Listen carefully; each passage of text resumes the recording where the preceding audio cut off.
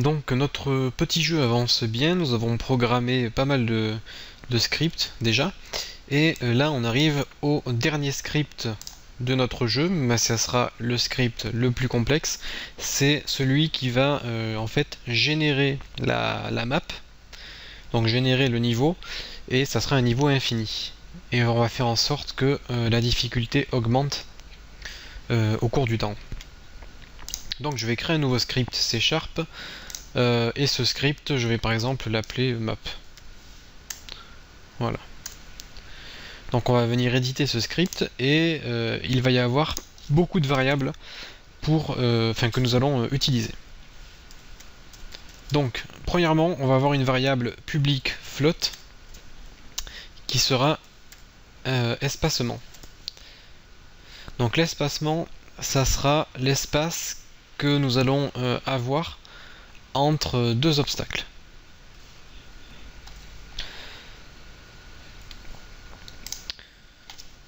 Je vais faire une seconde variable publique qui sera de type int et que je vais appeler par exemple seuil. Donc ça sera le seuil mini à partir duquel nous allons avoir besoin de générer de nouveaux obstacles. On va créer une autre variable de type int que je vais appeler obstacle départ. Donc là, ça sera le nombre d'obstacles que nous allons créer lorsque nous allons générer le niveau au départ, donc au lancement de la scène. On va créer une variable float que je vais appeler vitesse, et ça sera la vitesse de défilement de notre jeu. Donc en fait, ça sera la vitesse à laquelle les obstacles vont venir vers notre ennemi. Vers notre joueur, pardon. Je vais avoir deux variables publiques de type GameObject. Et ces variables, alors en fait, ça sera d'une part le... Comment je pourrais appeler ça? OBJ obstacle. Voilà. Donc ça sera la texture de l'obstacle. Et OBJ sol, la texture du sol. Ok. Ensuite, je vais créer une variable publique de type jeu. Donc jeu, c'est tout simplement le script que nous avons créé ici. Et je vais l'appeler manager. Voilà, CTRL S. Là, ce sont les variables que nous allons avoir besoin dans ce script. On va aussi créer deux listes. Donc on va créer deux listes. Les listes d'objets et les listes d'obstacles et une liste de sol. Donc pour utiliser les listes en C# avec Unity, il faut utiliser le système.collection.générique. Donc grâce à l'inclusion de ces fonctions, nous allons pouvoir utiliser les listes dans Unity. Et pour cela, donc, je vais faire un private list. Donc une liste se déclare comme ceci, chevron, chevron. Donc ça sera une liste de GameObject que je vais appeler obstacle. Et ça sera donc un new list de GameObject. Donc là on a créé une nouvelle liste de GameObject, parenthèse, parenthèse, point, virgule. Et je vais copier-coller ça. New private list GameObject, je vais l'appeler ground.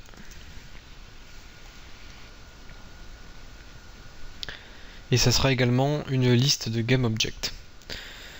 Donc ces listes vont contenir la totalité des éléments graphiques de notre jeu. Donc je fais CTRL S. Je vérifie que j'ai pas d'erreur.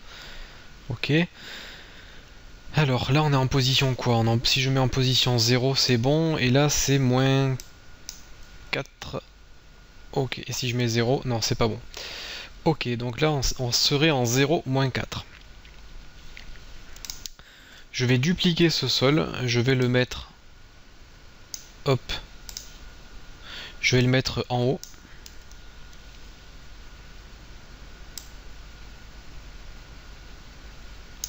Donc ça sera le plafond. Et le sol du bas, pour l'instant je le laisse, mais on va le supprimer. On va le supprimer car le sol du bas, on va le générer tout seul. Bon, on va voir ça. Donc, je vais m'attaquer maintenant à la fonction start de mon programme. Dans cette fonction start, ce que je vais faire, c'est que je vais utiliser une boucle for avec une variable, par exemple int i est égal à 0, i plus petit que le nombre d'obstacles de départ, i++. Donc à quoi sert la boucle for? Donc j'espère que vous avez regardé les petits tutos que vous avez sur Unity 3D Dev. La boucle for nous permet de répéter une opération un certain nombre de fois. Donc là, je vais faire, tant que nous avons des obstacles de départ, on va créer justement cet obstacle de départ. Donc pour créer notre obstacle, je vais faire un GameObject. Donc GameObject, par exemple, je vais l'appeler TMP, comme temp, temporaire. Donc mon GameObject est égal à parenthèse parenthèse GameObject. Tout simplement, on va transformer ce que nous allons créer en GameObject pour pouvoir stocker la chose que nous allons instancier dans une variable de type GameObject. Donc là, je vais utiliser la fonction instanciate. Donc je vais faire un instanciate. Qu'est-ce que je veux instancier? Je veux instancier mon objet, par exemple, obstacle. Voilà. Donc je vais instancier mon obstacle. Instanciate permet de faire apparaître un objet sur notre scène. Ensuite, où est-ce que je veux faire apparaître mon obstacle? Je vais le faire apparaître donc à des coordonnées de type vecteur 2. Je vais le mettre en float, parenthèse parenthèse float, pour le transformer en float. Et je vais le mettre à la position i. Donc i commence à 0. Après i aura une valeur de 1, puis 2, puis 3, puis 4. Donc je vais l'instancier à i, multiplié par l'espacement. Donc si on a un espacement de 2 mètres, ça fera 1 plus 2, 2 plus 2, 3 plus 2. Donc en fait on va espacer nos obstacles du même nombre de mètres à chaque fois. Je vais faire plus, pour l'instant je vais mettre une valeur fixe 15f.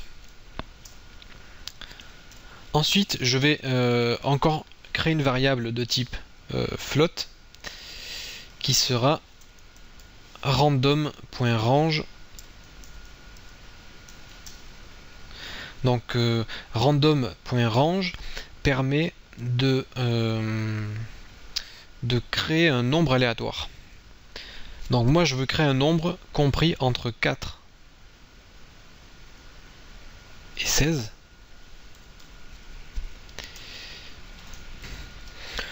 Voilà. Donc oui, on crée un nombre aléatoire et on utilise la fonction quaternion.identity. Ok, comme ça. Alors en fait, quaternion.identity permet d'instancier un objet en gros droit, sans aucune rotation.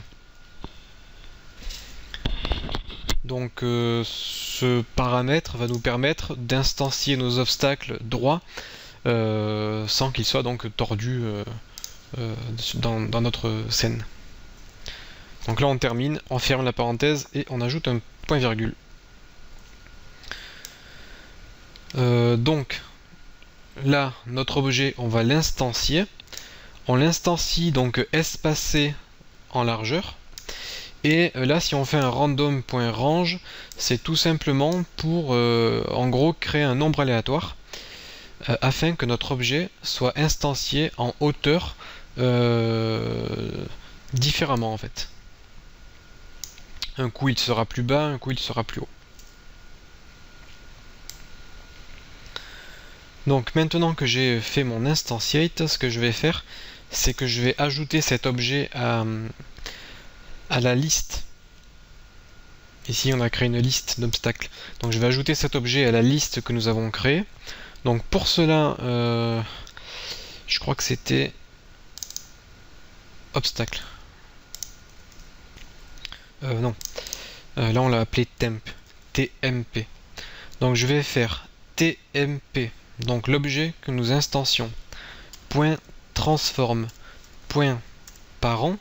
Donc l'objet parent de l'objet que nous instancions est égal à this.transform.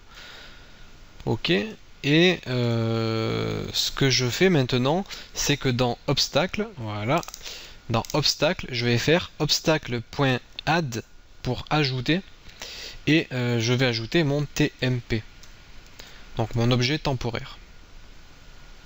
Là, on est bon. Ok. Maintenant, ce que je fais, c'est que je fais une deuxième boucle for. Donc je vais faire for int i est égal à 0, i plus petit que 15, i plus plus. Donc là on va faire une boucle qui va se répéter 15 fois. Plus plus, voilà. Ok, donc dans cette seconde boucle, on va faire à peu près pareil. GameObject tmp est égal à GameObject, voilà, instantiate. Donc là, qu'est-ce que je veux instancier? Je veux instancier le sol, donc je sais plus comment je l'ai appelé, obj sol. Donc je vais instancier mon objet sol. Je vais faire pareil, je vais faire un new vector 2. Je vais faire en float et je vais l'instancier à i multiplié par... alors laissez-moi réfléchir. Je crois que ça sera 68, on va mettre 35,6 f plus espacement.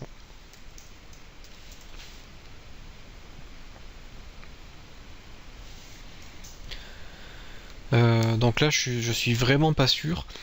De toute façon on verra ça directement dans le jeu. En fait ce que j'essaye de faire c'est d'instancier des sols collés. Et je ne connais pas encore la valeur exacte que l'on va donner à notre espacement. Ça dépendra de la taille de la texture. Donc évidemment moi je vous donnerai mes textures avec cette formation. Après il faudra adapter.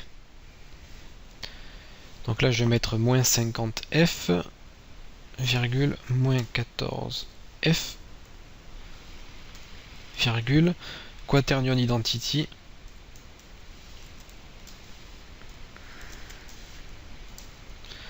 voilà, donc pareil, ça sera pour mettre notre sol droit. Ensuite je vais faire comme tout à l'heure tmp transform parent est égal à this.transform point virgule et je vais faire ground.add et là je vais ajouter tmp, voilà, CTRL S. Donc notre map, je pense qu'on va l'ajouter à notre personnage. Normalement ça ne devrait pas gêner. Donc espacement je vais mettre 10 mètres, seuil je vais mettre 5, obstacle de départ 10, vitesse on va mettre 5. L'objet obstacle ça sera le mur que l'on a fait. Ah, j'ai un petit souci.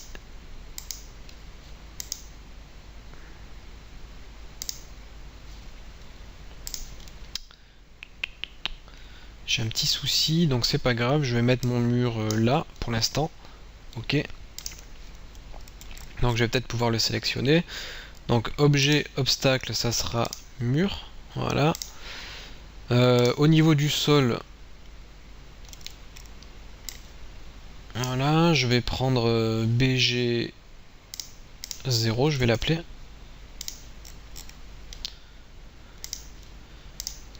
BG0, ok. Et au niveau du manager,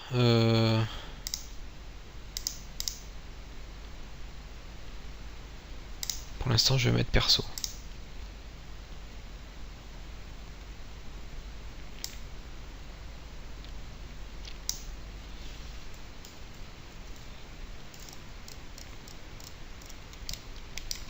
Donc là on va déjà voir si ça fonctionne. Ce que je vais faire, c'est que je vais mettre un peu plus grand là cette fenêtre, voilà. Je vais cliquer sur play et on va voir ce que ça donne. Ok. Donc, on a bien un décor qui a été généré comme vous pouvez le voir ici. On a bien un décor qui est généré, donc là on a des obstacles qui sont générés. Alors les obstacles ne sont pas générés au bon endroit.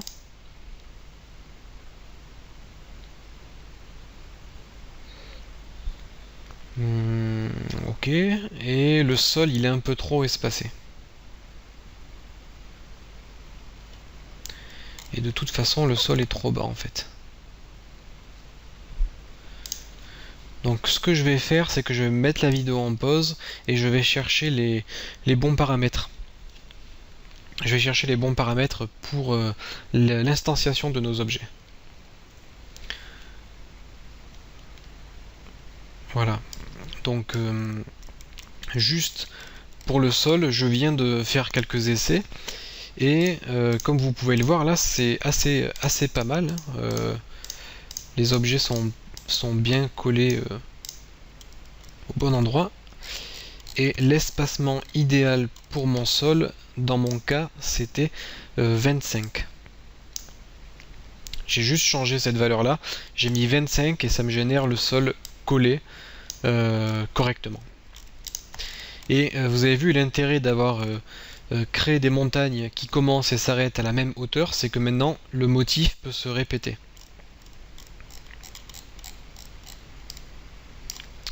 Voilà, donc maintenant je vais voir pour le positionner au bon endroit sur la hauteur. Donc moi je voudrais qu'il soit à -4.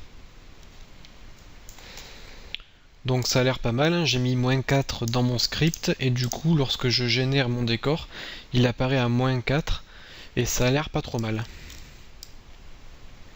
Vous voyez, c'est à peu près ce que je voulais obtenir.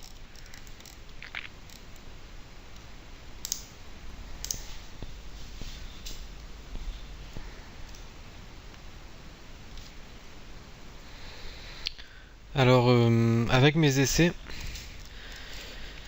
j'ai apporté quelques modifications et au niveau de la création des murs, avec les valeurs -8, -1, j'ai réussi à obtenir un résultat à peu près correct, comme vous pouvez le voir ici.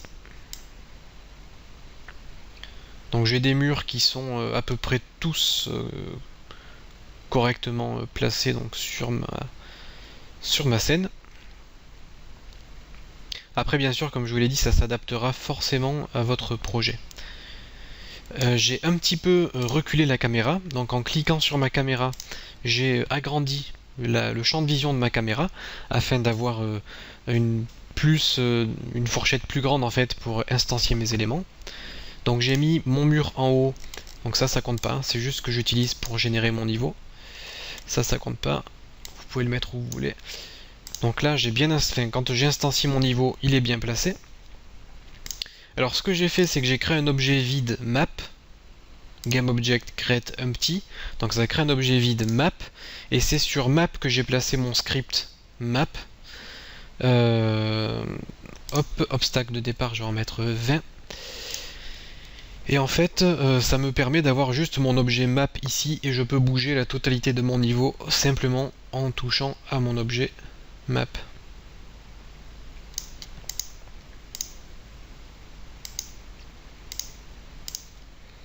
Voilà, mon personnage il tombe toujours un peu trop doucement, donc je vais mettre 10.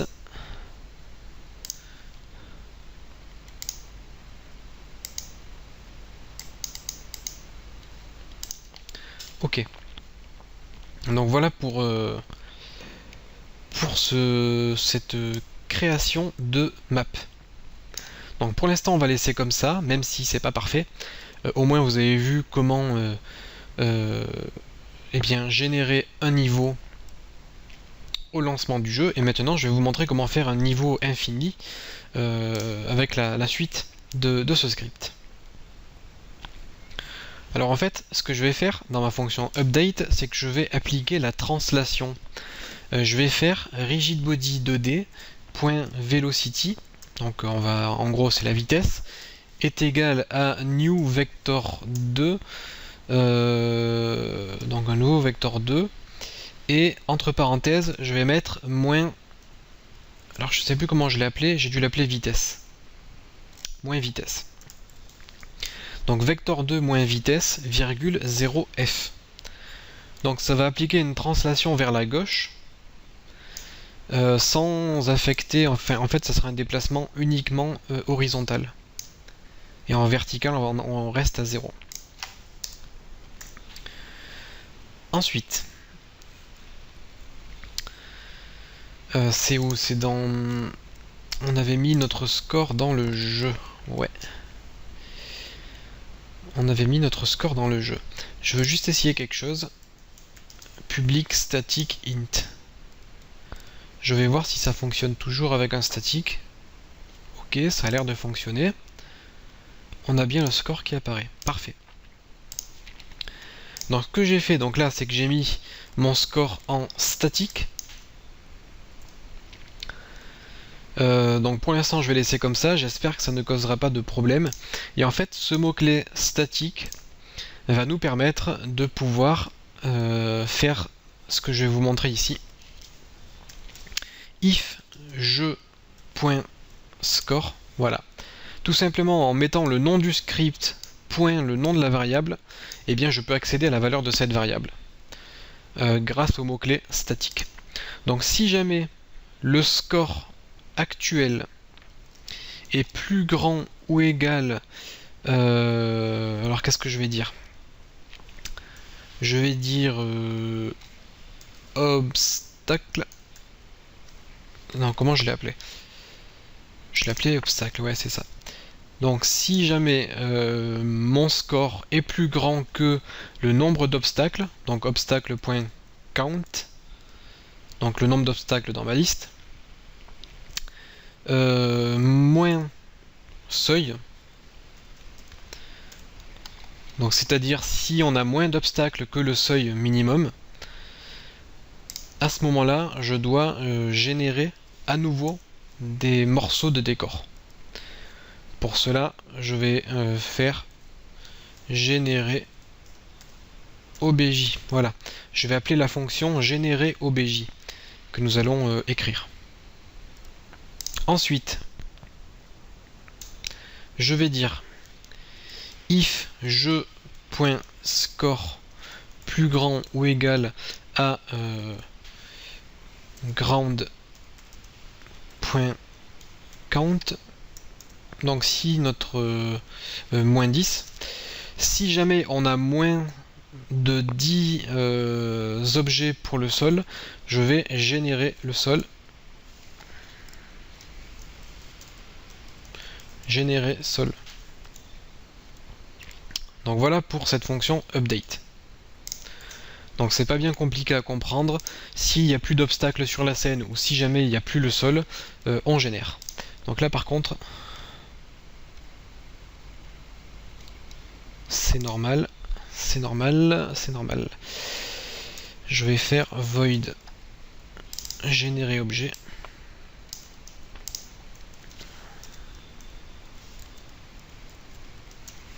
Voilà.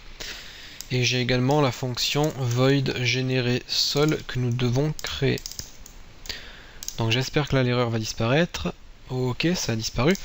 Donc on va écrire ces fonctions générer sol et générer objet. Vous allez voir, c'est très facile.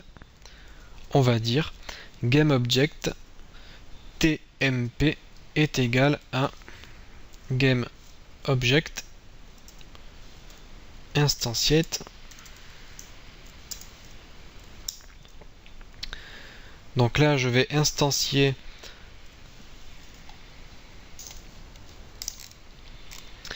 obstacle, obj obstacle.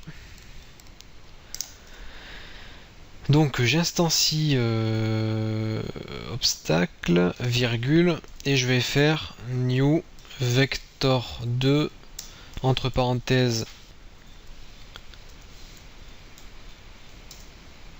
obstacle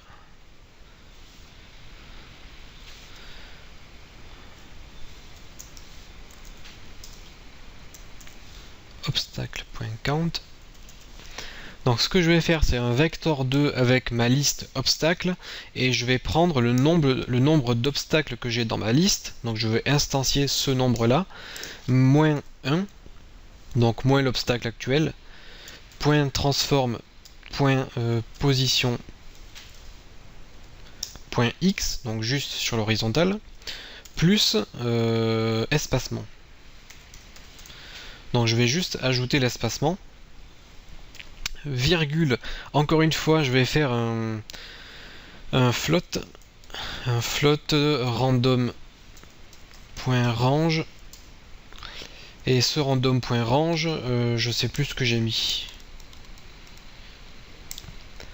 J'ai mis -8, -1. Donc je vais faire un random range compris entre -8 et -1. Ok. Virgule, et là je vais mettre quaternion.identity, et je vais faire tmp.transform.parent est égal à this.transform, donc on fait tout comme tout à l'heure, tout pareil, et je vais dire obstacle.add tmp.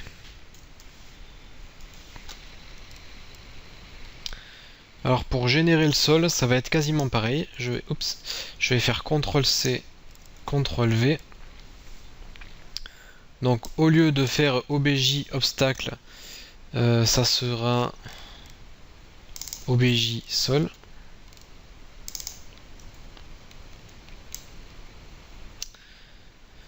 Au lieu que ce soit obstacle, ça sera ground.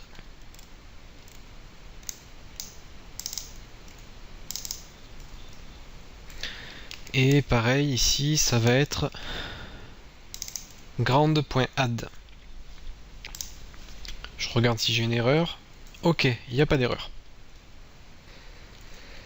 Donc notre map va être générée dans l'objet map. Et cet objet map, on va lui ajouter un rigid body 2D. CTRL S. Donc sur notre map, on a mis le rigid body 2D. D'ailleurs, la masse, on va lui mettre 0. Voilà.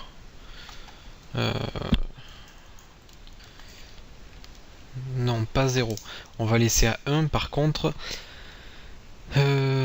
Start awake, none, on va cocher kinématique. Donc kinématique, ça permet d'ignorer les forces extérieures. Ok. Et gravity scale, on va mettre 0. Ok. Alors ça... En fait, je vais vous garder la surprise. Ce que je vais faire, c'est que je vais pas vous montrer les résultats tout de suite. Je vais juste ajouter ici un GameObject. Donc ce que je vais faire, c'est que je vais prendre cet objet là. En fait, dans Flappy Bird, on a les obstacles qui se présentent de cette façon. On a un obstacle en haut et un obstacle en bas, et du coup ça nous donne à peu près quelque chose comme ça. Alors je veux juste voir si je passe, si mon personnage passe.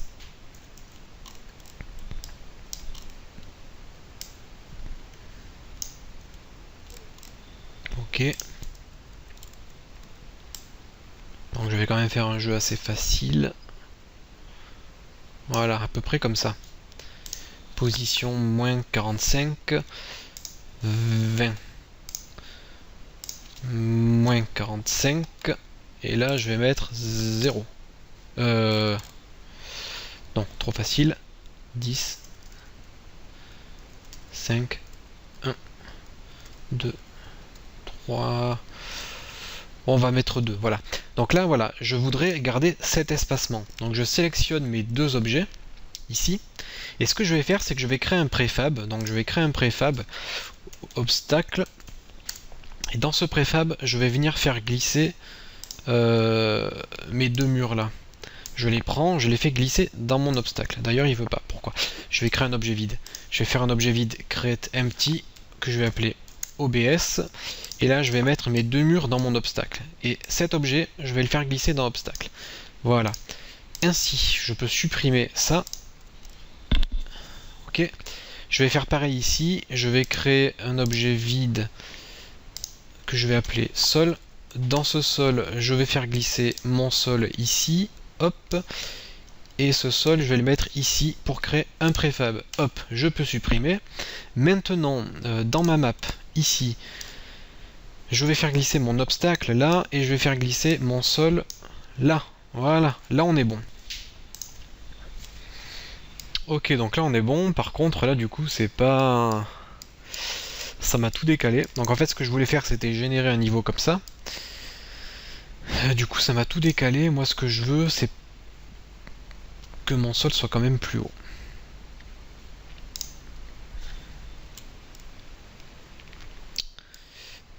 Ouais. Donc là, il faudrait que ça soit plus par là. Non, il faudrait tout remonter en fait.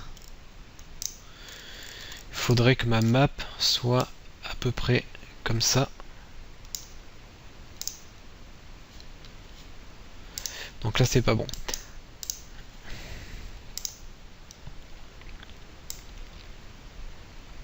Donc au niveau des obstacles, je vais mettre la vidéo en pause encore une fois et je vais chercher des réglages qui me vont. Donc là, j'ai réussi à obtenir des... J'ai réussi à obtenir des paramètres qui me vont. À peu près. Donc comme je vous l'ai dit, c'est un atelier pratique, hein, je vous montre les concepts. Après, vous pouvez adapter selon vos besoins. Donc là, moi, ce que je voulais, c'était générer le sol à l'infini, générer les obstacles à l'infini.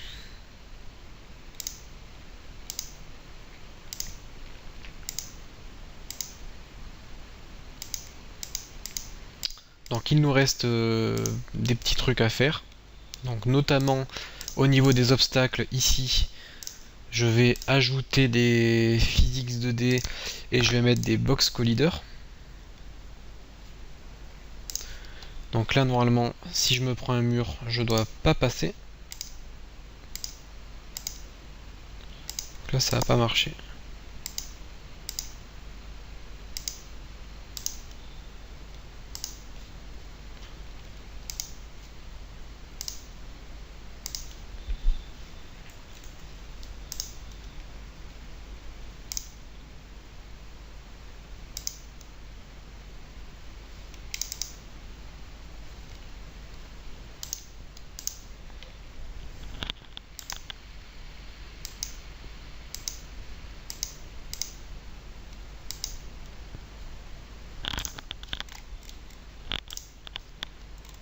Ah, ok. Ok. Bon, je vais devoir le faire à la main. Hop, je vais mettre mon obstacle ici. Mon box collider, je vais augmenter sa taille. Comme ceci. La hauteur, pareil. Voilà. Donc là, je suis quoi? 1,30, 1,3. Et là, je suis à 13. Je vais faire pareil ici. 1,3. Hop, 13. Ok, CTRL S. Maintenant, je remets mon obstacle là. Hop. Ok, donc là, ça devrait marcher. Je teste. Poum, parfait. Là ça a fonctionné, nickel.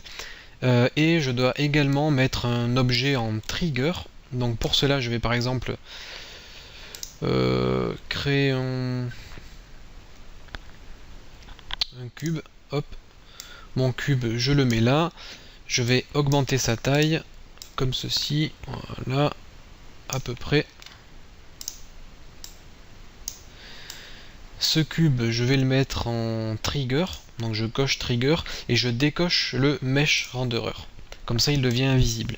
Ce mur je le mets dans mon obstacle et je remets mon obstacle, hop. Ok, donc là normalement je devrais avoir un cube.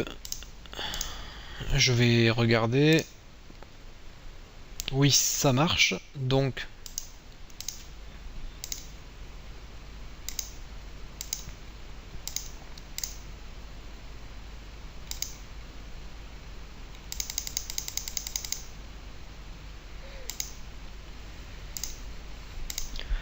ça c'est bon. Par contre maintenant il faut voir pourquoi le score n'augmente pas.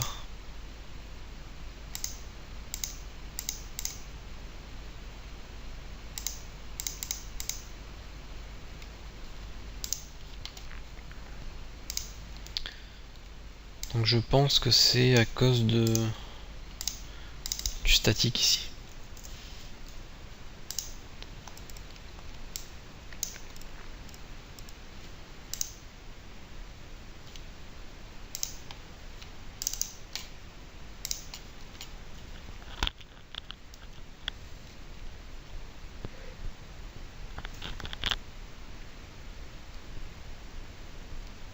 Pour l'instant je mets ça en commentaire.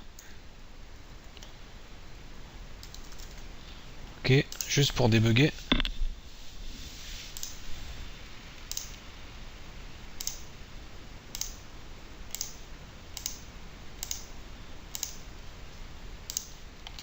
Donc je vais voir qu'est-ce qui se passe. Dans notre jeu, qu'est-ce que je dis? Non, c'est pas là d'ailleurs, c'est dans personnage. Ouais, oui, c'est sûr que si j'ai pas programmé la fonction, ça ne va pas marcher. Donc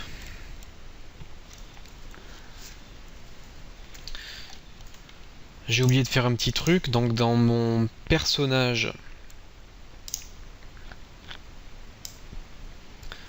il faut que j'augmente le score. Donc je vais faire jeu.score plus.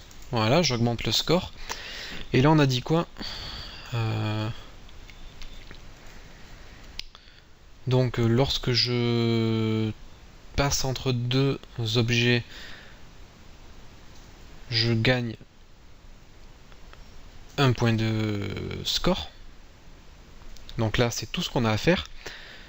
Lorsque je perds, donc perdre, je dois arrêter le jeu. Donc bon, pour l'instant je vais laisser comme ça parce qu'en fait ça me plaît bien que mon personnage tombe.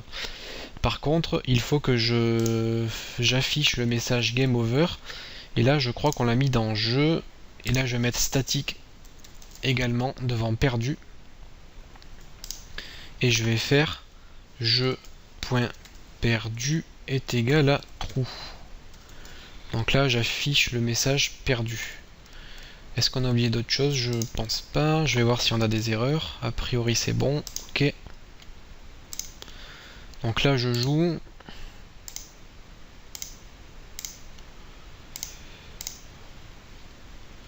Donc là ça fonctionne ça.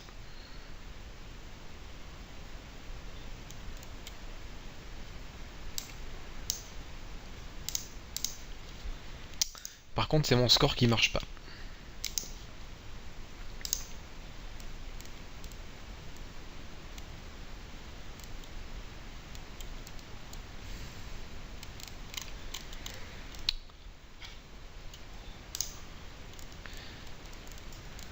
Et mon score, où est-ce que je l'affiche? Je l'affiche dans mon script jeu ici. Donc en fait, pour pas vous embêter, ce que vous pouvez faire, c'est créer un GUI text comme on l'a déjà fait. GameObject create other GUI text. Ce GUI text, vous le placez où vous voulez. Par exemple, upper left, ok, left, position .1, .9. Donc là, il est en haut à gauche. La taille de la police, vous mettez un peu ce que vous voulez, 18 par exemple. Ok. Au niveau du texte, on va rien mettre. Ou on va mettre score, espace de point, espace. Voilà. Très bien. Et par exemple ici, dans votre personnage, ou n'importe où, vous pouvez faire un public GUI text txt, voilà. Et dans votre fonction update, vous pouvez dire txt.text est égal à jeu.score. Voilà. Donc là, ça devrait être bon. Non, d'ailleurs, c'est égal à score, espace de point espace, plus jeu.score. Ok. Est-ce que j'ai sauvegardé tous mes scripts? Ça c'est bon, ça c'est bon. Tout est bon, ok. Donc là, normalement, je devrais avoir le bon score qui s'affiche. Au début, 0. Là, ça met un peu de temps à se lancer. Je sais pas si j'ai fait une bêtise.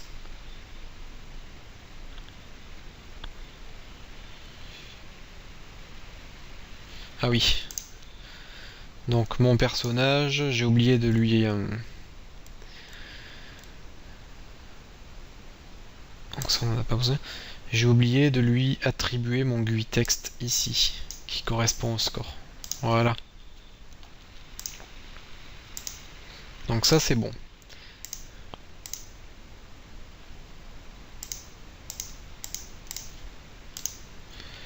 Alors il y a toujours le souci du score qui ne se met pas. Donc j'ai bien un rigid body. J'ai bien un box collider sur mon personnage. Ça, il n'y a pas de souci. J'ai un box collider 2D. Sur mes obstacles, j'ai bien mon cube ici. Ah oui. J'ai peut-être une idée d'où ça peut venir. Au niveau du cube, c'est pas un box collider qu'il faut, c'est un box collider 2D, donc je vais ajouter un box collider 2D. Voilà.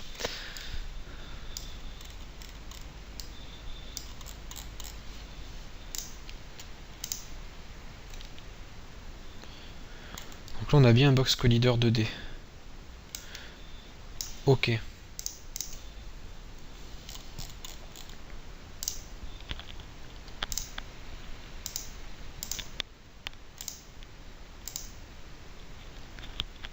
Donc là on a presque réussi. J'ai juste oublié un petit truc, c'est que au lieu de mettre mon box collider 2D en trigger, je l'ai laissé normal, du coup il est considéré comme un objet de collision, alors que nous on veut qu'il soit trigger. Trigger nous permet de passer à travers. Ok. Et là, ça devrait être bon. Ok, voilà. Là, on a le score qui augmente. 2, 3. Ah, perdu. Je peux rejouer. Donc voilà pour notre petit jeu Flappy Bird. Dans la prochaine vidéo, on va juste voir si on peut apporter quelques petites retouches. Et je vais également vous montrer comment compiler votre jeu et comment le publier par exemple sur